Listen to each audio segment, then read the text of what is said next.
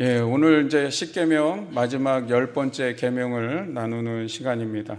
우리 이제 복습 의미에서 한번 그동안의 십계명을 한번 머릿속에 떠올려 봤으면 좋겠는데, 십계명 처음 배울 때 우리 이제 서론 한번 배우면서 이 십계명을 말씀할 때 그 전에 서언이 있었다 그랬어요. 그죠? 예, 머릿말이 있는데 그게 뭐였습니까? 이 계명을 누가 주시는가? 예, 그걸 밝히는데 누가 주시는 거였어요? 예, 하나님인데 이 성경에서 뭐라고 표현했죠? 나는 너를 애굽 땅 종되었던 집에서 인도하여 낸 너의 하나님 여호와니라.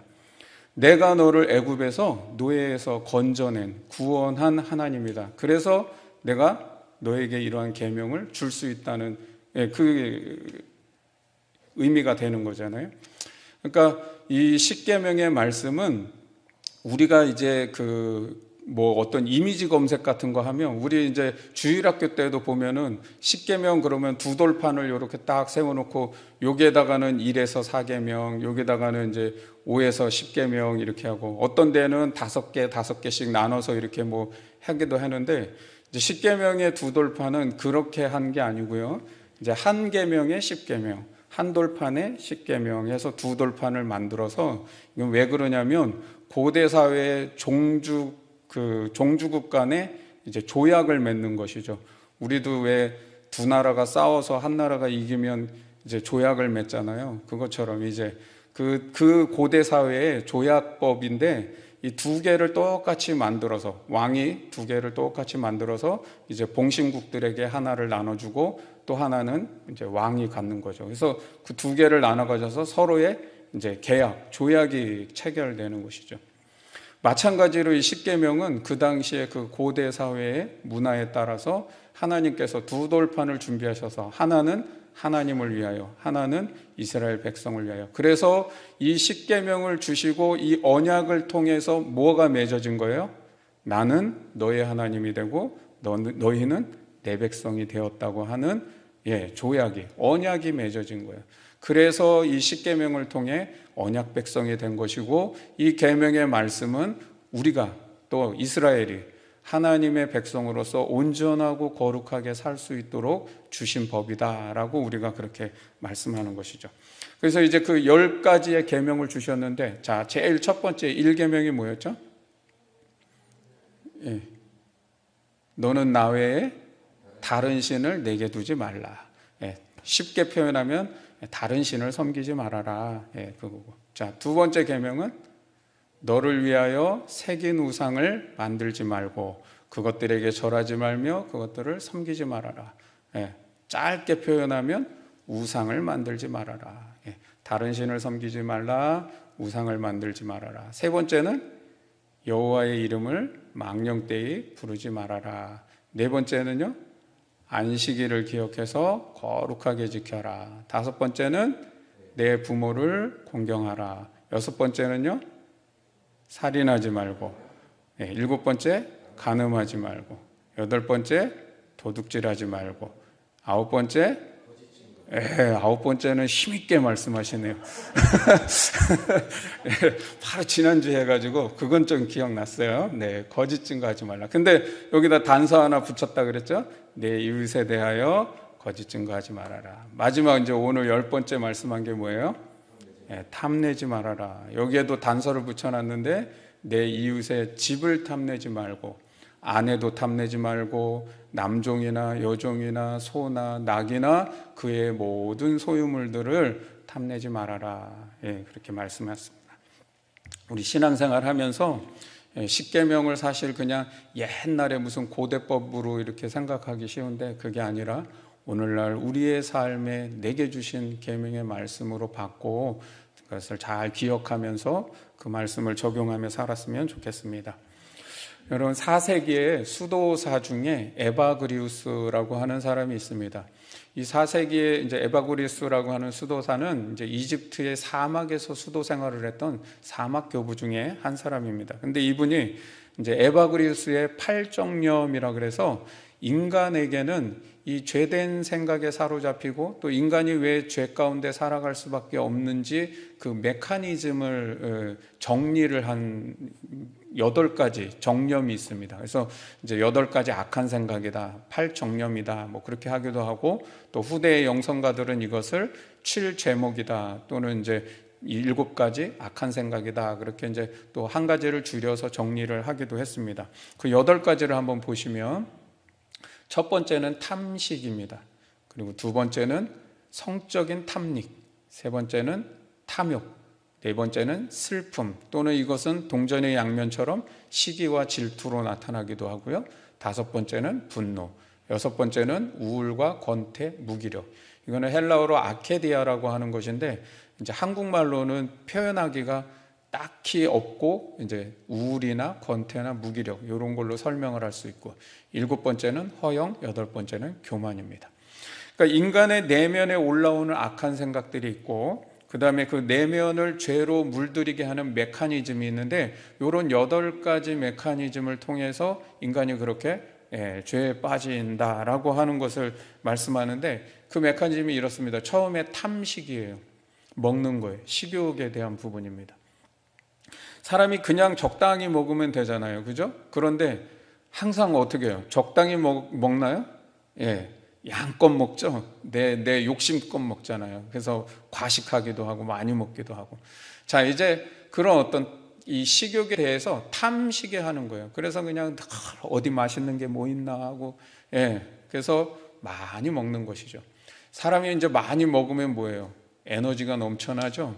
그러니까 그 다음에 어디로 돌아가요? 성적인 탐닉을 하는 거예요.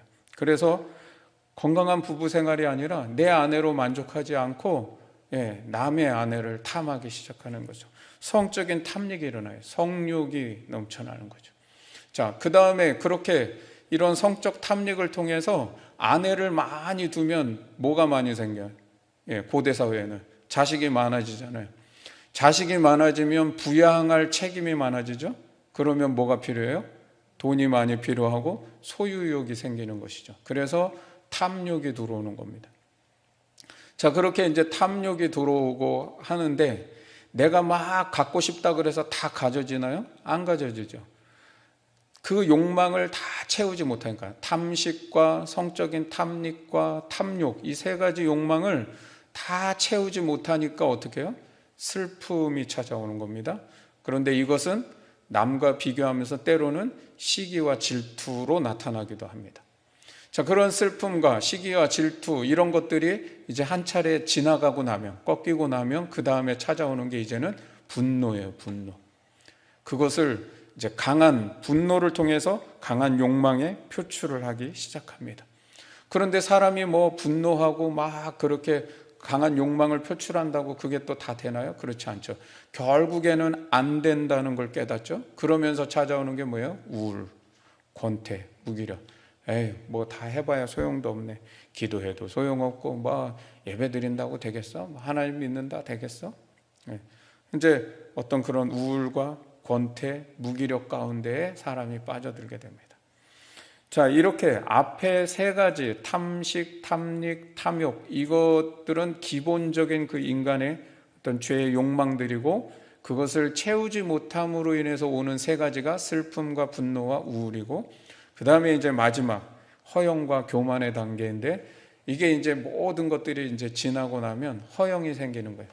다 나한테 다 없으면서도 있는 것처럼 허세를 부리고, 그 다음에 내가 막 그렇게 없는, 나는 그런 사람이 아닌데도 나는 대단한 사람처럼 그렇게 인정받기를 원하고, 나를 그렇게 높이 세우기를 원하는 겁니다. 늘 그래서 사람들에게 좋은 평가를 받기를 원하는 것이죠. 그런 허영이 들어오는 거예요. 그런 허영이 이제 점점 깊어지고 마지막 최종 단계에 가면 교만입니다. 온 세상의 중심에 나를 세우는 것이죠. 그래서 내가 하나님처럼 되고 싶어 하는 겁니다. 여기서 말씀드리고 싶은 거는, 인간의 죄의 메커니즘이 무엇으로부터 시작하느냐? 탐심으로부터 시작한다고 하는 것을 말씀하는 거예요. 오늘 이 10가지 계명들 중에서 마지막에 탐내지 말라, 탐심에 대한, 탐욕에 대한 부분을 말씀하는데, 이것이 바로 다른 9가지의 계명을 죄짓게 만드는 생각과 감정이라는 거예요. 그래서 이것을 금하라고 하는 이 10가지 계명의 전체적인 이제 포괄적이고 종합적인 계명으로 탐내지 말아라라고 말씀하고 있다는 겁니다. 이 10가지 계명을 잘 지키기 위해서는 너희가 무엇을 해야 되느냐? 내 내면을 먼저 살피라는 겁니다. 그래서 탐욕과 탐심을 너희가 제어할 수 있다면 다른 9가지 계명을 모두 지키는 것과 같다라고 성경은 말씀하는 것이죠. 이것을 다른 말로 하면 신앙의 마지막 단계가 뭐냐? 결국에는 탐욕과 탐심으로부터 해방되는 것이다 라는 걸 말씀한다는 거예요. 여러분, 내 욕망을 채우려는 것부터가 이제 죄의 시작이라는 거예요. 그런 탐심과 탐욕, 이것이 우리 마음에 들어옴으로 인해서 1계명과 2계명을 어기게 되는 거예요. 왜요? 하나님 믿고 살아가면 되는데 내가 탐욕과 탐심이 들어오니까 어떻게 해요? 더 복받고 싶고 더 잘되고 싶고, 그러니까 어떻게 해요? 이웃의 다른 종교를 돌아보기 시작하는 거죠. 바알을 바라보는 것이죠. 아세라를 바라보는 것이죠. 그래서 우상 숭배가 나오는 거예요. 하나님의 이름을 내 만족과 유익을 위해서 함부로 사용하게 되는 것이죠. 탐심과 탐욕 때문에 여호와의 이름을 망령되게 부릅니다. 적당히 일해서 먹고 사는데 걱정 없이 살아가면 되는데 더 많은 것들을 가지고 싶어 하니까 안식일을 범하면서까지 더 일을 합니다. 시간을 하나님 앞에 드리지 못하고 그것까지도 나를 위해서 쓰고 싶어 하면서 살아갑니다. 그게 다 탐심과 탐욕이죠. 여러분, 고르반 제도, 그것을 악용해서라도 부모를 공경하지 않으려고 하는 그 마음이 어디서 나와요? 탐심과 탐욕에서 나오는 겁니다. 탐심과 탐욕 때문에 살인도 저지릅니다. 간음도 합니다. 도둑질도 합니다. 거짓말도 합니다. 결국은 인간의 내면에 항상 도사리고 있는 이 탐욕과 탐심으로부터 벗어나지 못하면 이 모든 계명을 지킬 수 없다라고 하는 것을 말씀하는 것이죠. 따라서 이 10번째 탐내지 말라라고 하는 이 계명은 이 10가지 모든 계명을 이제 종합적으로 아우르는 계명의 말씀이라고 할 수 있습니다. 그러면 첫 번째로 이제 이 10계명에서 말씀하고 있는 탐내지 말라라고 하는 본래의 의미는 무엇일까요? 탐내지 말라, 이것은 히브리 동사로는 하마드라고 하는 동사입니다. 나의 유익을 위해서 어떤 사람이나 물건을 원하고 열망한다라고 하는 뜻으로 사용하고 있죠. 그런데 이 하마드라고 하는 동사는 구약 성경에는 2가지 의미로 다 쓰이고 있습니다. 즉, 내가 저 물건 갖고 싶다 하고 하는 내면의 욕망, 그 내적인 상태를 의미하는 단어로도 쓰이지만 실제로 그 물건을 내가 빼앗고 훔치는 외적인 행동을 의미할 때도 이 하마드라는 동사는 사용된다는 거예요. 그런데 이 10번째 계명에서 탐내지 말라는 것에서 사용하고 있는 하마드라고 하는 뜻은 특별히 남의 것에 대해서 부당한 욕망을 갖고 있는 내적 상태를 의미한다는 겁니다. 그러니까 외적인 것보다는 내적인 상태를 의미한다는 거예요. 그래서 헬라어도 이 플레오넥시아라고 하는 말로 필요 이상의 것에 대해서 욕망한다라고 하는 뜻으로 이 탐내지 말라가 사용되고 있다는 겁니다. 그러면 이제 우리가 십계명의 말씀을 나누면서 계속 반복했던 말씀들이 뭐예요? 하나님은 외적인 어떤 행동이나 말이나 그런 그 외적 행동, 동기만을 보는 것이 아니라 내적인 것도 하나님은 보신다는 거예요. 그래서 내적인 거나 외적인 것을 하나님은 동일하게 보신다는 거죠. 그러니까 여자를 보고 음욕을 품고 여자를 보는 그 자체가 이미 간음한 거나 다름이 없다. 내가 저 사람의 물건을 탐내고 가지고 싶어하는 그 탐심을 품는 것에서부터 이미 물건은 훔친 거나 다름이 없다라고 동일하게 보신다는 거죠. 즉 하나님은 우리의 마음을 살피시는 분이라는 겁니다. 여러분, 부자 청년이 예수님께 왔습니다. 그러면서 부자 청년이 예수님께 말씀한 게 뭐예요? 저는요 어렸을 때부터 계명의 말씀을 잘 지켜왔습니다라는 거예요. 여러분, 외적인 행동면으로 본다면 부자 청년은 정말 하나님 나라에 가까운 사람이에요. 아무것도 흠이 없는 사람입니다. 그런데 예수님께서 그에게 말하죠.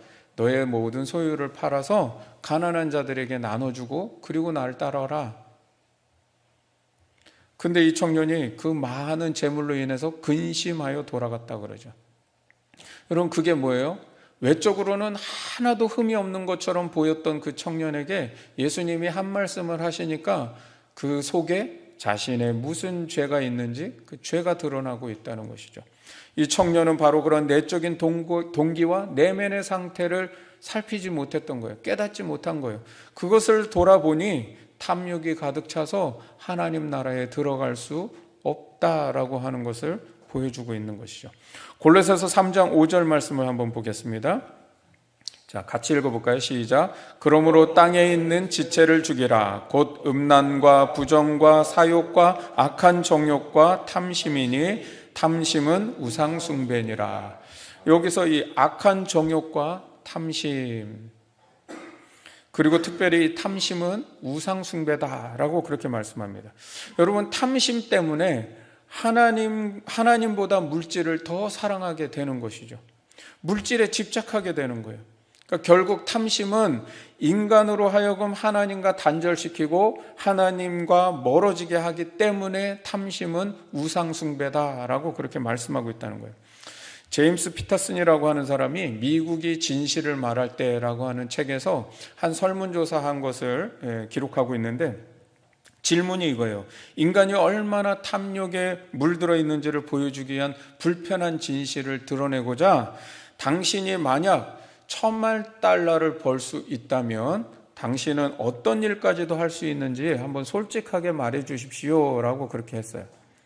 그런데 이 질문을요, 나중에 그 대답을 들어보고 나서 그러면 좀 수위를 낮춰보면 좀 괜찮아질까라고 해서 이 $10,000,000를 줄이고 해서 나중에는 $200,000,000까지 줄여봤어요. 그런데 $200,000,000가 줄었는데도 답은 똑같이 나오더라는 거예요. 우리 돈으로 제가 이제 한번 환산을 해보니까 $10,000,000 100억이 넘는 돈이고, $200,000,000만 되어도 거의 25억 가까이 되는 돈이죠. 근데 그 돈을 벌 수 있다면 무슨 일까지도 할 수 있느냐라고 하니까 거기에 25%가 가족 전체를 죽일 수도 있습니다. 25%는 2주 동안 매춘부를 할 수도 있습니다. 7%는 죽이라면 그냥 누구도 다 죽일 수 있습니다. 이렇게 대답했다는 거예요. 여러분, 탐심이라는 게 이렇게 무서울 수 있다는 것이죠. 탐심이 없는 인간은 근데 없어요. 누구나 다 탐심과 탐욕을 가지고 살아간다는 겁니다. 근데 십계명에서 탐내지 말라라고 하는 이 말씀 속에서 특별히 단서를 또 붙이고 있었다 그랬죠. 내 이웃의 집을 탐내지 말고 아내를 탐내지 말고 소유를 탐내지 말아라 라고 말씀하고 있다는 거예요. 여러분, 이 단서를 붙였다는 게 무엇을 의미할까요? 성경은 인간에게 있는 모두 누구나 다 탐심과 탐욕이 있는데 그 탐심을 다 금하는 게 아니라는 거예요. 금하고 있는 건 뭐예요? 남의 것을 탐내지 말라는 것을 금하고 있다는 거예요. 그래서 두 번째 우리가 생각해 볼 게 뭐냐면, 모든 탐심이 다 죄이냐? 아니라는 것이죠. 내가 뭔가를 갖고 싶다고 해갖고 그 욕망이 죄입니까? 그렇지 않죠. 맛있는 게 보이니까 먹고 싶은 마음이 들었는데 그게 어떻게 죄겠어요? 아름다운 옷을 보니까 너무 예쁜 옷이에요. 입고 싶은 마음이 들었는데 그 욕망이 죄입니까? 그렇지 않다는 거예요. 성경은 욕망 자체를 죄라고 말하지 않고 탐심 그 자체만으로는 허용을 하고 있다는 겁니다. 탐심 자체는 바라고 원하고 희망하는 겁니다. 그런데 그 모든 탐심이 죄는 아니라는 거예요. 인간에게는 선한 욕망이 있다는 거예요. 이 선한 욕망 때문에 생명을 유지하는 것이죠. 먹고 싶어 하는 욕망이 있으니까 건강하게 우리가 먹고 사는 것이죠. 여러분, 우리가 어떤 꿈을 이루고 싶어 하는 욕망을 가지니까 인생이 보람되고 가치가 생길 수 있는 것이죠. 그러니까 문제는 뭡니까? 악한 욕망. 아까 우리 골로새서 3장 5절의 말씀에 악한 정욕이 나왔었죠. 그러니까 이 악한 정욕, 악한 욕망 때문에 문제가 된다는 거예요. 성경은 내 이웃의 집, 내 이웃의 아내, 내 이웃의 소유를 탐내지 말라고 했지, 너가 살아야 될 집에 대해서 욕망하는 거, 그건 뭐 죄가 아니라는 거예요. 너가 한 아내를 두고 살아가는 거, 아니 아내를 사랑하면서 살아가는 게 뭐가 죄예요? 근데 뭐예요? 탐욕 때문에 투기하면서 남의 집까지 탐내는 게 죄라는 것이죠. 내 아내를 두고 살아가는 게 죄가 아니라 남의 아내까지 탐내는 게 죄라는 거예요. 소유하고 싶은 게 문제가 아니라 남과 비교하면서 남이 가진 것을 내가 가져야 되는데 하는 그 마음을 하는 게, 그게 죄라는 것이죠. 그래서 남이 있는 게 내가 없으면 그것 때문에 원망하고 불평하고 시기하고 질투하는 것, 그것이 죄라는 거예요. 남이 없는 것을 내가 가지면 그 소유로 내가 교만해지고 그 소유로 사람의 가치를 평가하는 것이 죄라는 겁니다. 여러분, 이 시대가 얼마나 소유로, 그 소유의 많고 적음으로 사람을 가치 평가하는지 아십니까? 그 제일 흔한 말이 뭐예요? 부자 보고는 아유, 저 사람 잘 살아. 부자는 잘 산대요. 그 가난한 사람을 보면은 아유, 저 사람 못 산대. 가난한 사람은 못 사는 겁니까? 그렇지 않잖아요. 이게 뭐예요? 소유의 많고 적음으로 가치 평가를 하고 있는 이 시대를 보여주는 것이죠. 여러분, 부자라도 잘 사는 사람이 있고 못 사는 사람이 있죠. 가난하여도 잘 사는 사람이 있고 못 사는 사람이 있는 것이죠. 소유의 많고 적음으로 가치 평가가 되는 것이 아니라 그 소유를 어떻게 사용하느냐에 따라서 평가될 수 있다는 거예요. 오늘 본문의 십계명은 탐심 자체가 죄가 아니라 이웃의 소유를 탐내는 악한 욕망과 잘못된 탐심이 죄가 된다는 것을 말씀하고 있는 거예요. 여자분들이 좀 기분 나빠할 수는 있는데, 이 말씀 본문에 잘 보면 소유물들이 나오는데 집, 아내, 소, 나귀, 남종, 여종, 이게 이제 다 소유물들이에요. 그 당시에 남자들의 소유물의 목록을 기록한 것이라는 거예요. 그러니까 좀 기분이 나쁘죠. 고대 사회에는 아내도 남자의 소유물이었어요. 그래서 함부로 할 수 있었던 거죠.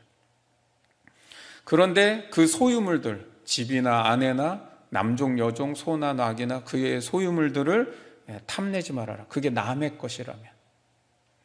실제로 빼앗아 온 것이 아닐지라도 너의 마음에 그 남의 것을 보면서 시기하고 질투하고 탐내고 부당한 욕망을 품고, 그래서 필요 이상의 것을 욕망하는 마음이 들면 그 탐심과 탐욕은 죄다. 바로 그 탐심과 탐욕 때문에 사회와 공동체가 파괴된다는 것을, 그것이 그렇게 사회와 공동체를 파괴하는 심각한 죄라는 것을 말씀하고 있는 겁니다. 그러면 세 번째로, 이러한 탐심이 어디로부터 생겨나느냐?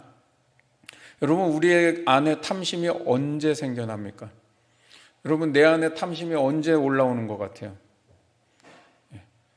사실 가만히 있었으면은 사실 그렇게 안 생각 들어요. 그런데 뭐 때문에 생각 들어요? 남을 보면서 생각되는 거예요. 남과 비교하면서 생기는 게 탐심과 탐욕입니다. 아이들을 잘 보세요.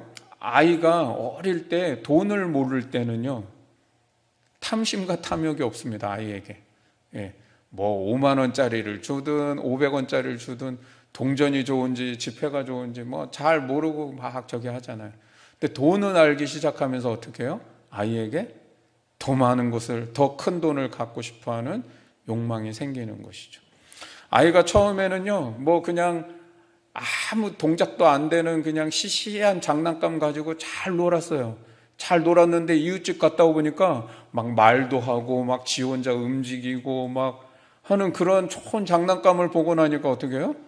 아이가 이제 내가 가진 것이 시시해지기 시작하는 거예요. 그러면서 어떻게 해요? 더 좋은 것을, 그리고 남의 것을 갖고 싶은 탐심과 탐욕이 들어오는 겁니다.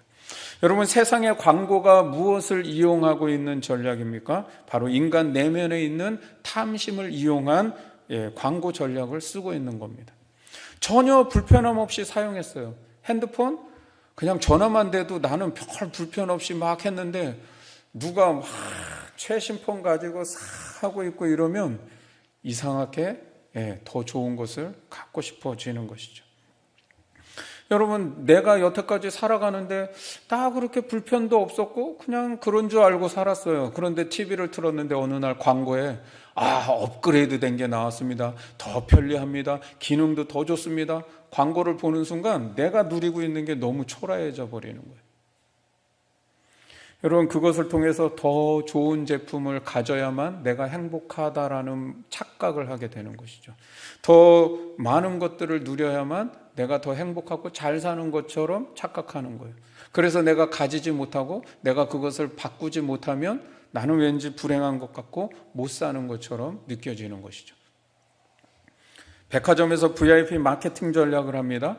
이 제품은요, 우리나라에서 상위 3%들만 가질 수 있는 거예요 라고 얘기하면 그때부터 어떻게 해요?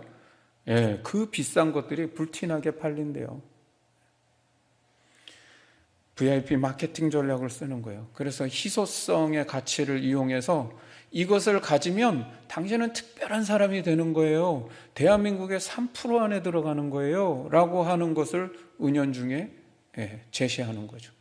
그러다 보니까 어떻게 해요? 사람들이 분에 넘치는, 자기의 그 분에 넘치는 것들을 하게 되는 거예요.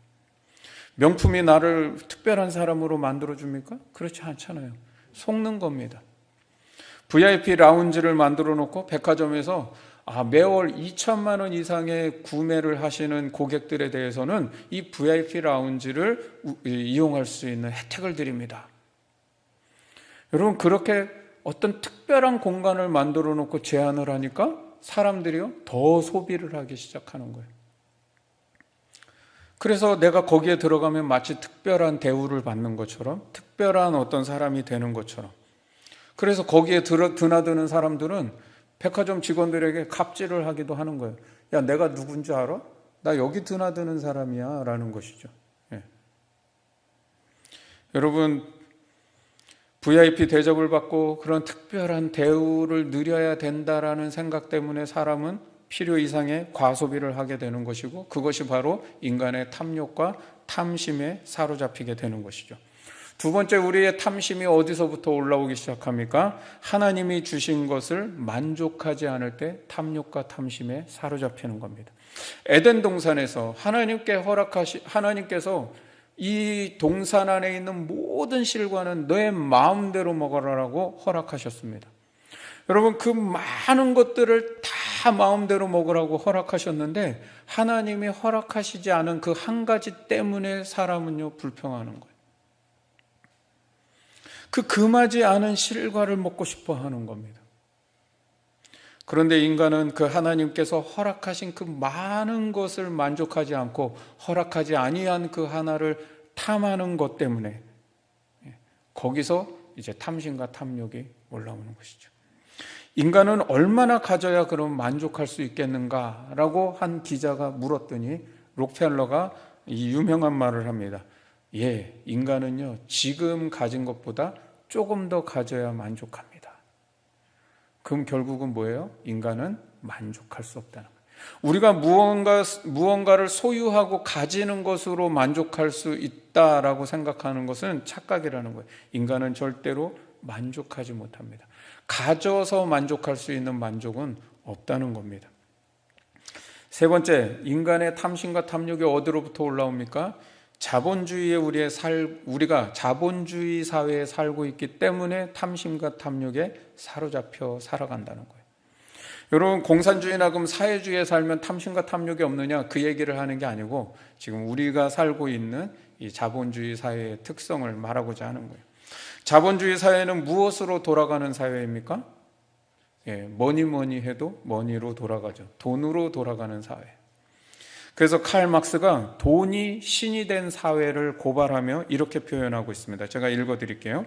나의 힘은 내가 가진 돈의 힘만큼 크다. 나는 못생겼지만 나는 가장 아름다운 여자를 살 수 있다. 혐오스럽고 치욕스럽고 파렴치한 인간도 돈이 있으면 사람들은 그 앞에 무릎을 꿇는다. 왜? 사람들은 돈을 존경하고 돈을 최고의 것으로 여기기 때문이다. 돈은 내가 부정직한 사람이어도 나를 정직한 사람으로 인정하게 만든다. 내가 어리석어도 돈으로 모든 것을 움직일 수 있으니 돈을 가진 사람이 어찌 어리석을 수 있겠는가? 인간이 열망하는 모든 것을 돈으로 살 수 있으니 나는 인간의 모든 능력을 소유한 것이 아닌가? 그러므로 내 돈은 무능력한 나를 능력자로 바꿔주지 않는가?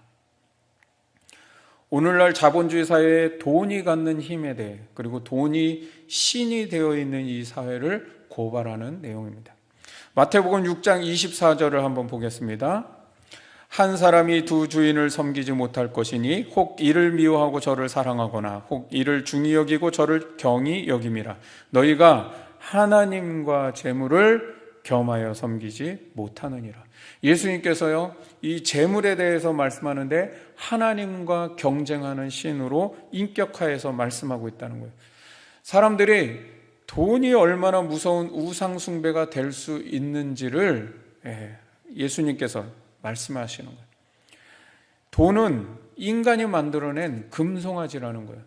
여러분, 인간이요 돈이라고 하는 금송아지를 만들어 놓고 얼마나 많이 그 앞에 절하며 우상 숭배를 하고 살아갑니까? 그 옛날 이스라엘 백성들이 하나님과 바알을 같이 섬기는, 함께 섬기는 혼합 종교가 되었듯이 오늘 이 시대가 하나님과 재물을 겸하여 섬기는 시대가 되어버렸다는 거죠. 예수님은 절대로 그럴 수 없다는 거예요. 우리가 왜 탐심과 탐욕에 사로잡혀 살아갈 수 없는가? 바로 이런 자본주의 사회 가운데 살아가기 때문이라는 거예요. 이 자본주의 사회는 무엇으로 발전하는 사회입니까? 활발한 경제 활동으로 발전한다는 거예요. 자본주의 사회는 경제가 계속 활발하게 돌아가야만 발전하는 시대예요. 그래서 지금 우리도 계속 뭘 걱정해요, 사람들이 다. 경제가 안 돌아가, 경제가 안 돌아가. 왜 그래요? 우리가 자본주의 사회이기 때문에. 경제가 안 돌아간다는 건 사회가 발전하지 않는다는 것, 퇴보한다는 내용이기 때문에 그런 것이죠. 그래서 자꾸 자본주의 사회는 소비를 부추기는 거예요. 소비해야 됩니다. 소비해야 됩니다. 더 활발한 경제 활동이 일어나기 위해서는 많은 소비를 해야 되고, 그런 소비를 조장하니까 우리 사회는 과소비 문화가 될 수밖에 없다는 겁니다. 여러분, 우리가 아무리 절약합시다 이제 우리가 살아가는 이 후기 자본주의 사회는 절약이 미덕이 되지 않는 사회예요. 소비해야 되는 사회예요. 소비. 더 많이 소비해야만 사람이 행복하고 잘 산다라고 생각하게 만들기 때문에 우리 사회는 탐욕과 탐심에 사로잡힐 수밖에 없다는 겁니다. 그러면 여러분, 우리는 이런 탐심으로부터 어떻게 벗어날 수 있을까요? 첫 번째는 자족하는 마음을 품는 겁니다. 여러분, 자족한다는 것은 스스로 만족한다 그런 뜻이 아니라 하나님이 주신 것을 만족한다라는 것이 자족입니다. 에덴 동산에서 먹으라고 허락한 것에 만족하면 되는 거예요. 그러니까 자족이라는 것은 없는 것을 바라보고 그것을 소유하려는 것이 아니라, 그것을 소유해서 만족하는 것이 아니라 있는 것을 바라보며 그것으로 만족하는 것이 자족이라는 겁니다. 따라서 이 자족이라는 것은 어떤 걸 소유해야만 되는 게 아니라 하나님을 기뻐해야 된다는 거예요. 하나님을 만족해야 한다는 거예요. 구약 성경에서 이 자족의 모습을 가장 잘 표현하고 있는 말씀이 있습니다. 우리가 잘 알고 있는 말씀이에요. 어디예요? 시편 23편. 무엇이죠? 여호와는 나의 목자시니 그 다음에 뭐예요? 내가 부족함이 없대요. 여러분, 구약의 자족의 모습은 이거예요. 여호와가 내 목자시기 때문에 내가 부족함이 없어져 버리는 것. 여러분, 하나님을 기뻐하고 하나님을 만족하는 것, 여호와가 내 목자가 되실 때에만 만족할 수 있어요. 그렇지 않으면 인간은 계속 탐욕과 탐심 속에 살아갈 수밖에 없습니다. 신약에서 사도 바울은 빌립보서 4장 12절에 이렇게 말씀합니다. 11절에서는 나는 자족하기를 배웠다 그렇게 말씀하는데, 그 자족에 대해서 12절에 말씀합니다. 그래서 나는 비천에 처할 줄도 알고 풍부에 처할 줄도 알아서 모든 일에 배부름과 배고픔과 풍부와 궁핍에 처할 줄 아는 일체의 비결을 배웠다는 겁니다. 그러니까 사도 바울이 배운 그 만족은 뭐예요? 풍부해서만 만족하는 게 아니라 비천한데 만족한 거예요. 배불러서 만족한 게 아니라 배고파도 만족하는 것이고, 풍부해서가 아니라 궁핍해도 만족하는 비결을 배웠다는 거예요. 이게 자족이라는 겁니다. 그래서 우리가 이제 그 유명한 그 다음 절 빌사일삼, 빌립보서 4장 13절을 고백하는 거예요. 내게 능력 주시는 자 안에서 내가 모든 걸 할 수 있다. 내가 모든 걸 할 수 있는 이유가 뭐예요? 내게 능력 주시는 자 안에서, 즉 예수 그리스도가 내 만족이 될 때에 그럴 수 있다는 거예요. 두 번째, 우리가 탐심으로부터 벗어날 수 있는 거는 체념하는 겁니다. 여러분, 자족하려면 같이 동반돼야 되는 것이 있는데 그게 뭐냐면 체념입니다. 체념이라는 말을 잘못 이해하면 중간에 포기하는 것으로 오해할 수가 있어요. 그래서 이 체념이라는 것이 종종 사람들에게 부정적인 단어로 사용되게 그렇게 이해가 되고 있는데, 이 체념이라는 것은 내가 능력이 부족해서 게을러서 중간에 에이 어쩔 수 없으니까 할 수 없네 하고 그렇게 포기하는 그런 의미가 아니라는 거예요. 그건 오히려 단념한다는 것이죠. 에이 그만두자 하고 단념하는 것. 그래서 말을 쓸 때요, 쉽게 단념한다, 쉽게 포기한다라는 말은 있지만 쉽게 체념한다 이런 말은 안 쓰잖아요. 이 체념이라고 하는 말의 본래의 뜻은 뭐예요? 필요 이상의 마음을 갖지 않는 것, 필요 이상을 구하지 않는 마음. 그러니까 내가 딱 생각해 볼 때 필요하면 그것을 욕망하지만 필요하지 않은 것이야, 이건 내가 굳이 갖지 않아도 돼 하면 그걸 포기할 수 있는 거, 이게 체념이라는 거예요. 그래서 하나님께서는 인간에게 체념할 수 있도록 다루실 때가 있습니다. 인간의 체념을 위해서 하나님이 어떻게 다루실까? 키에르케고르는 이렇게 말합니다. 아이에게 젖꼭지를 떼기 위해서 엄마는 젖꼭지에 쓴 약을 바른다라고 그렇게 말해요. 제가 이제 기억하기로는 우리 이제 성윤이를 키울 때요, 인도네시아에서 이제 성윤이 어릴 때 얘가 이 젖꼭지를 놓지 못하는 거예요. 이 젖꼭지를 뺄라 그러면요, 이빨로 꽉 물고 놓지를 않는 거예요. 예. 그리고 이 젖꼭지가 없으면 애가 잠을 못 자요, 밤에. 이 젖꼭지를 조금이라도 빼면 뭐 울고 불고 난리가 납니다. 대성통곡을 하고. 근데 저희 사모가 이제 엄마가 이렇게 딱 하더라고요. 그 아이 보는 앞에서 젖꼭지를 가위로 팍 잘라버리는 거예요. 이제 없어, 젖꼭지 없어 이제. 그러니까 그 공갈 젖꼭지를 놓고 그냥 애가 막 땅을 치고 대성통곡하고 우는 거예요. 근데 한 며칠 가더라고요. 근데 며칠 가고 나니까 말짱해져요. 예. 여기 우리 이제 다 큰 찬영이도요, 어렸을 때 이 젖병을 놓지 못하는 거예요. 그래가지고 그냥 주면은, 컵에다가 우유를 주면 안 먹는데 젖병에다가 넣어주면 쫙쫙 잘 먹는 거예요. 젖병을 못하는 거예요. 그때도 제 기억으로는 보는 앞에서 젖병 그 꼭지를 콱 잘라버리더라고요. 그래서 이제 안 된다, 없다 이렇게 하는 것이죠. 근데 며칠은 고생하는데 아이가요, 며칠 안 가가지고 그냥 말짱해지더라고요. 우리 엄마들은 다 알잖아요, 그죠? 근데 왜 말짱해지겠어요? 그 애가 왜 괜찮아지냐고요, 며칠 지나면. 엄마들은 알잖아요. 왜 그래요? 그게 아이에게 필요하지 않았기 때문이에요. 이제 다 컸기 때문에 젖꼭지가 필요하지 않은 아이인데 그걸 집착하니까 어떻게 해요? 예, 때로는 그걸 잘라버려서 그것이 너희에게 필요치 않은 것을 알려줘야죠. 필요하지 않았기 때문에 말짱해지는 거예요. 그게 진짜 아이에게 생명에 필요한 거였다면, 정말 그 인생에 필요한 거였다면 말짱해질 수가 없죠. 뭔가 문제가 생겼어야죠. 우리는 하나님이 어떤 분인지를 알아야 됩니다. 하나님은 우리의 욕망을 채우는 분이 아니십니다. 하나님은 내 필요 이상의 욕망을 채워주시는 분이 아니라는 겁니다. 여러분 따라해 보세요. 하나님은 내 필요를 채우시는 분이다. 하나님은 우리의 필요를 채우시는 분이지 필요 이상의 욕망을 채우는 분이 아니라는 거예요. 여러분, 하나님께서 나를 다루실 때요, 내가 그토록 원한 것인데 하나님이 어느 날 그것을 싹둑 잘라버리는 경우가 있습니다. 인간은 그럴 때요, 세상 다 잃어버린 것처럼 뭐 대성통곡할 수도 있겠죠. 그러나 하나님 그렇게 하시는 이유가 뭐예요? 본질적인 것이 아니라 비본질적인 것에 우리가 마음 빼앗기고 살아갈 때, 탐심과 탐욕에 사로잡혀 살아가지 말라고 막아주시기 위해서라는 겁니다. 내가 시시하고 허망된 것에 집착하며 살아가지 않도록, 우리가 이 세상을 좀 더 살아갈 때에 의연한 자세로 살아가고 달관한 자세로 살아갈 수 있도록 나를 다루시기 위해서 그렇게 하신다는 겁니다. 그럴 때 우리는 내가 원했던 것이 내 필요 이상의 욕망은 아니었는지를, 내 내면을 성찰해 볼 수 있어야 한다는 거예요. 그래서 그것들을 체념하는 것, 그럴 때에 나를 죄로부터 지키고 우리가 하나님께 더 가까이 나아갈 수 있다는 겁니다.